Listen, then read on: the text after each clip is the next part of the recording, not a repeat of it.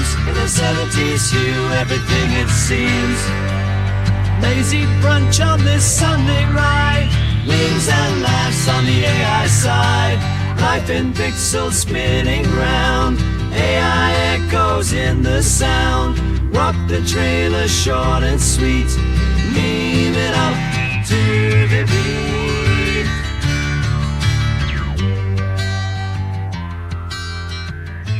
I've been on a mission to achieve consistent characters, not just the faces, but the clothes as well.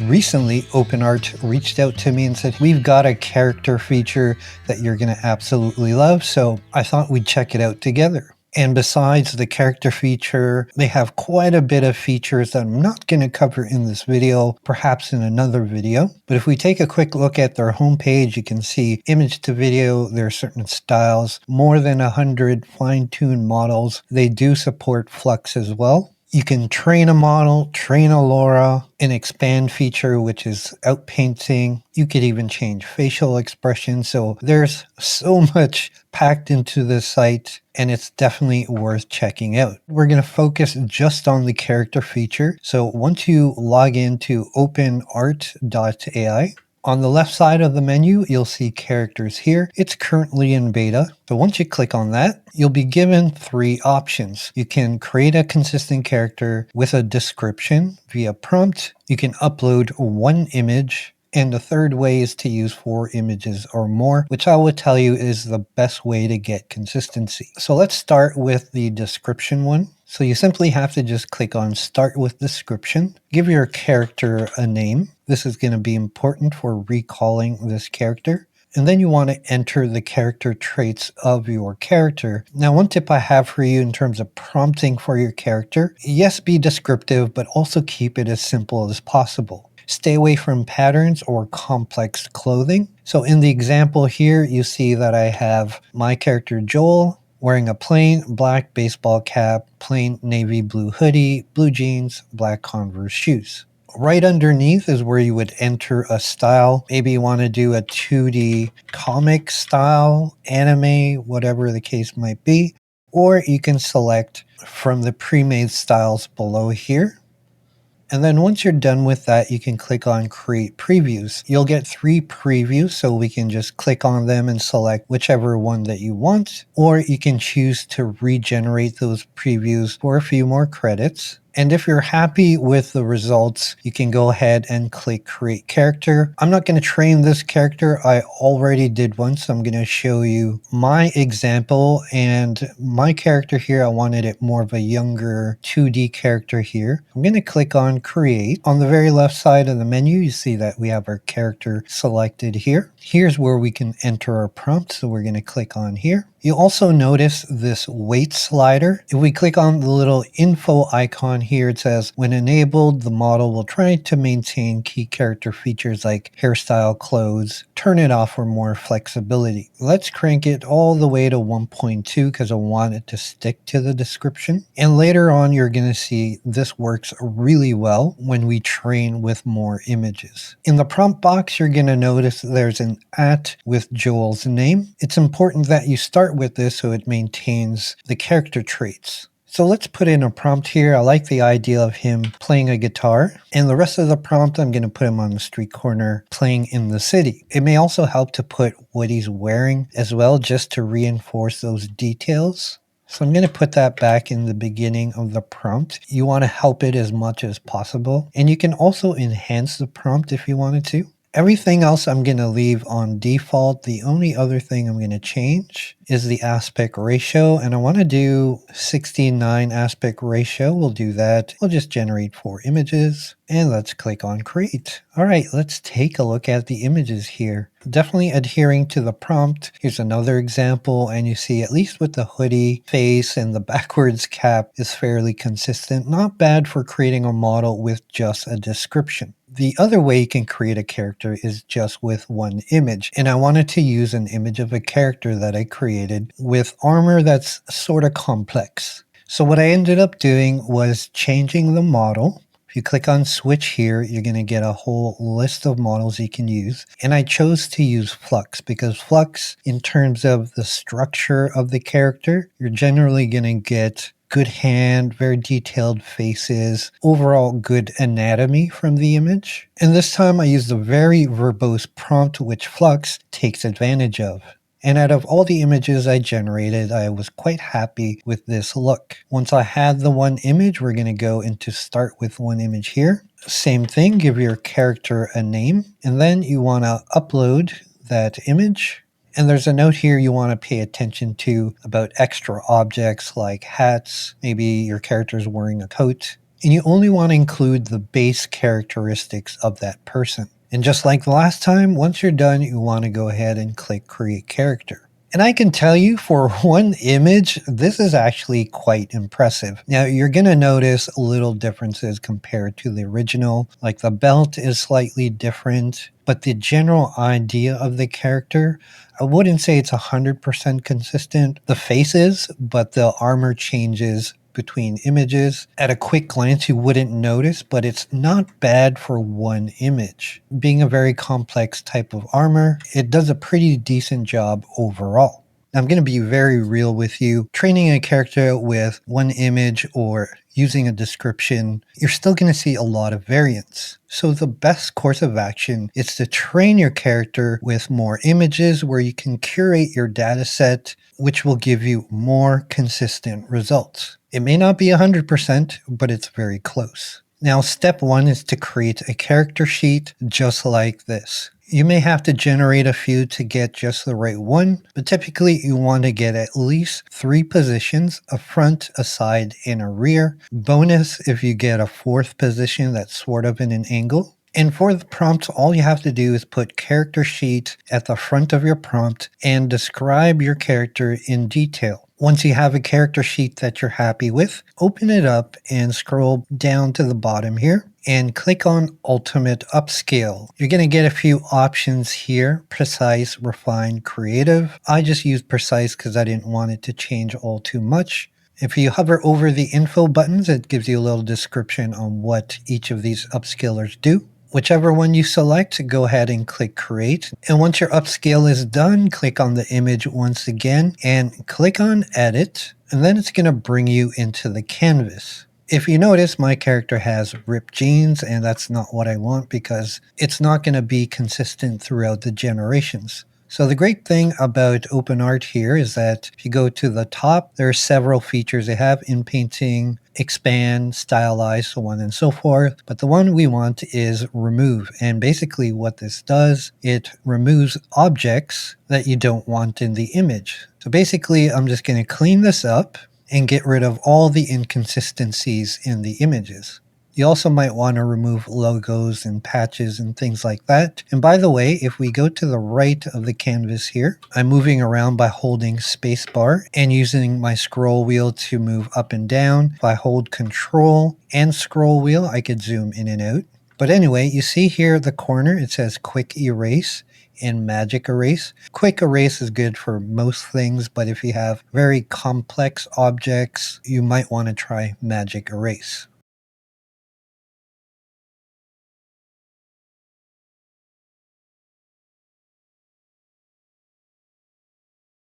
And once you're done making all those corrections, I encourage you to download it and save it locally just in case. And next we want to crop each position, as we're going to use these 4 images as our base data set. But I'm going to show you a way where we can get more images for better consistency. Now go ahead and import the same character sheet 3 times. There isn't a way to copy and paste, which I kind of find a little strange, but I digress. So I'm just going to pull in a couple more in here. Now once you click on the image, you're going to get some options here. We'll select this one to crop, and then we just have to pull the handles, and then we can click the arrow to confirm, and we'll do the same for the rest. After completing your crop, go ahead and select the download option here and save it locally. Now, ideally, what you can do is just use these 4 images to train your character, generate more images, to add more to your data set. But again, with 4 images, you're going to get quite a bit of variance. So instead, what we're going to do is go into videos here And you'll see that OpenArt has partnered with Kling and Haluo. I recommend using Kling just because the video model is really good. In any case, you want to import the front view image. And in your prompt, you want to open this up. You want to prompt for action and different expressions. This prompt is super simple. I just put a girl poses like a model in multiple poses as she laughs and smiles. Further down, you can adjust the creativity level. I typically keep it on 0.5. Maybe I'll put it to 0.6 or 0.65. You'll have to experiment. And you can choose between 5 or 10 seconds. And then there's an option for standard or pro. Go ahead and click create. And I'm going to show you the example that I got from the prompt that we just saw. You see she's very expressive, different positions. So I generated 2 or 3 videos to get different movements, different reactions and expressions, right? And then what we can do is export the frames. Now, if you're familiar with a video editor like DaVinci Resolve, Adobe Premiere, CapCut, you can easily export your frames. But if you're not familiar with those, you can use easygif.com, select video to ping. All you have to do is import the video here, and then you see it's going to start uploading. It shouldn't take very long, probably less than a minute. Scroll down to the bottom and select convert to ping. And what's going to happen? It's going to export all the frames. So if I scroll down here, you see we've got every frame of this video so that we can use a lot of these in our data set, right? Now, if we take a look at the images that I curated from the video, you see we have different positions, different expressions. It's definitely a good way to get consistent images so that your character will be more consistent. Now, when we use this feature, let's click on it here. Again, you want to give it a name. What I suggest is that you start with your front-facing image and then bring in the rest. Then all that's left to do is to click on Create Character. It takes roughly about 10 minutes, sometimes even less, and you even get an email notification when it's done. Now I'm going to sift through some of the images that I use for the intro video that I did, and you're going to see it's not exactly perfect, but very, very close. If you notice her hair, see that it's purple here and the bangs are blue, and the general style of it, that's very consistent throughout. You will see differences in the jacket sometimes, like sometimes there's a little stripe on her sleeve, and that had to do with the data set that I used. I didn't bother editing those out. Like here you can see that stripe. And once in a while, you're going to see those patches come back, maybe even a logo. But as I showed you earlier, you can take them out on the canvas. And as I mentioned before, when we do the prompt, you'll see this option for weighting. If you set it at the max at 1.2, it's going to stick to the character traits as much as possible. But let's say you wanted more freedom, different hairstyle, different clothing, you can bring this down a bit lower. So let's say I put in this prompt, she's walking in the city at night and wearing a summer dress. You'll see that it still looks like her, but her hair loses the purple. She's still wearing the Converse shoes, and the black jacket is slightly different, but she is wearing a dress with a hoodie. That's kind of a cool stylistic choice. A hooded dress, who would have thought? Now, another cool thing they have is, let's say I do this prompt and I want her jumping in the air. If we scroll down a little bit below, you're going to see pose reference. So let's open it up and you see pose editor. So let's click on that.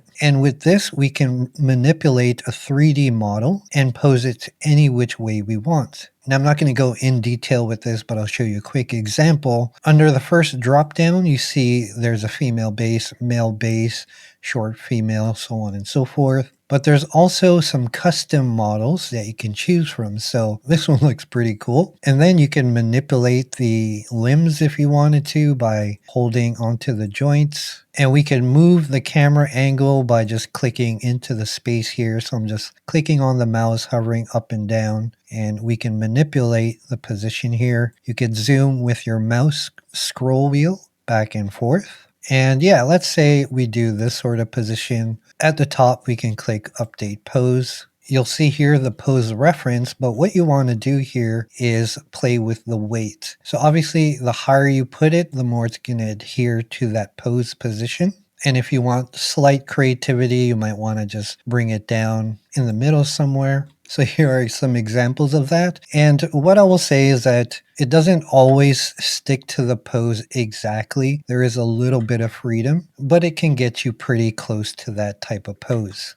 Now, with that being said, I did try it with the standard Flex Dev model, and as you can see in the example here, it stuck to the pose exactly. Let's say you trained 2 characters and you wanted to generate them both in one image. There isn't a way to just do it by prompting, but there is a workaround that I can show you that works pretty decently. So I'm going to select this image here, and we're going to click on Edit to bring us into the canvas. And we're going to use the expand feature. And this is OpenArt's version of outpainting. If you see the green cursor here, that's where the expansion is going to happen. And on the right is where you can input your prompt, a park with trees and grass.